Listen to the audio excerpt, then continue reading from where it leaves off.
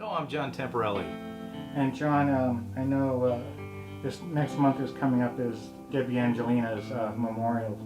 And if there's any messages you would like to share or any story you would like to share about how Debby affected you. Yeah, she did prefer Debby Angelina. Well, it's what she expressed to my wife, Shirley. She really wanted her to know that, like, as she was making this transition in life and moving on her own, Angelina was a daughter that she lost at childbirth, and she wanted to have that be her new last name and her new transition. She also was fond of those treehouse shows, so the the tiny houses and the tree houses.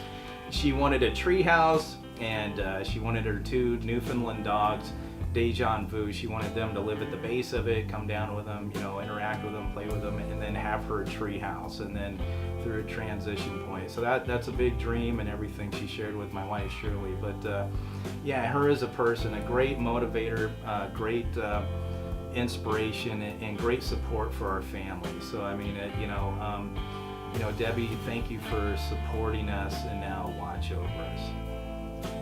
Can you tell our listeners a location or an event that you were at with her that just makes you laugh? We were at the Glen Tavern Inn in Santa Paula, and that's where we really all got together, and she wanted to make sure that our family was there. And that's the great thing about Debby, is that she always wanted to include everybody around her. It's like Peter James, the legend within the field of the paranormal. When you met him, when he shook your hand, he grabbed your hand and he pulled you over to everybody else in the group. He didn't want to seem like he was a leader of a group or anything like that. He wanted to be amongst everybody.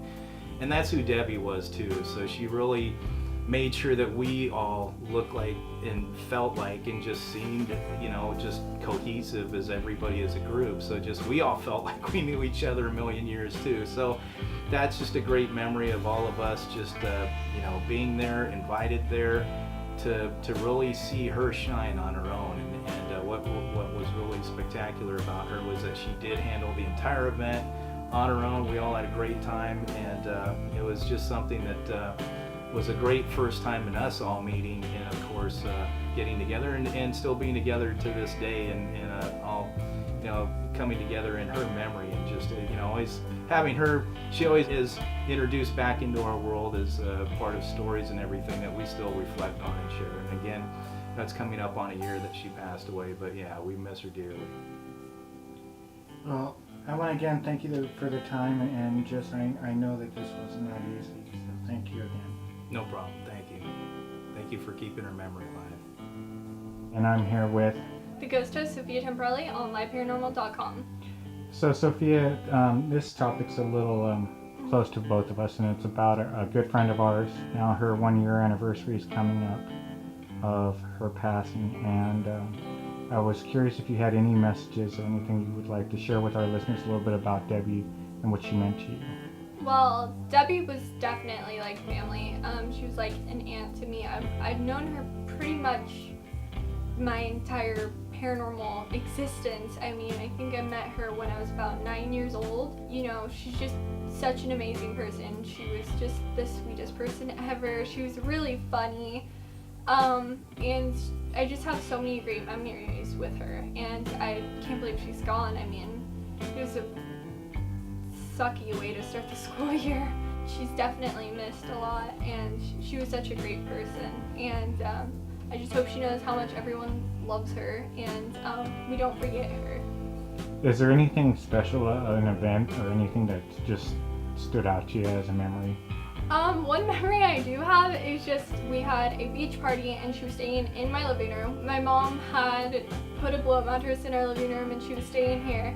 And my mom had just bought pulled pork from the grocery store, and Debby was like, "This is so good. What did you make?" My mom's like, "I just heated it up." But she always thought that my mom had put all this work into the pulled pork, and my mom's like, "No, I just heated it and put it on a sweet roll."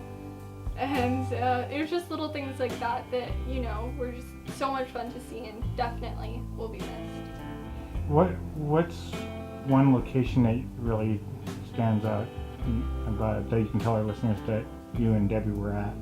Definitely the Glen Tavern. I had an experience there that I'll never forget.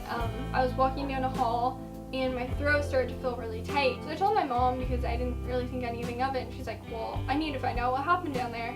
Of course, my mom went to the front desk, asked what had happened down that hallway, and 4 years earlier, the groundskeeper, I would say, had committed suicide by hanging himself. And that's a memory I'll never forget. Beyond that, it was just so much fun.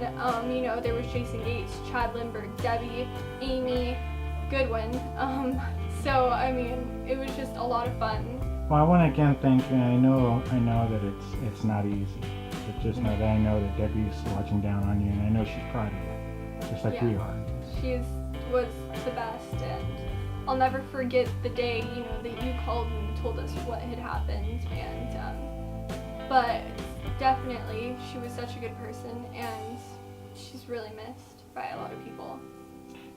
Well, thank you again for the time. Well, thank you, Scott.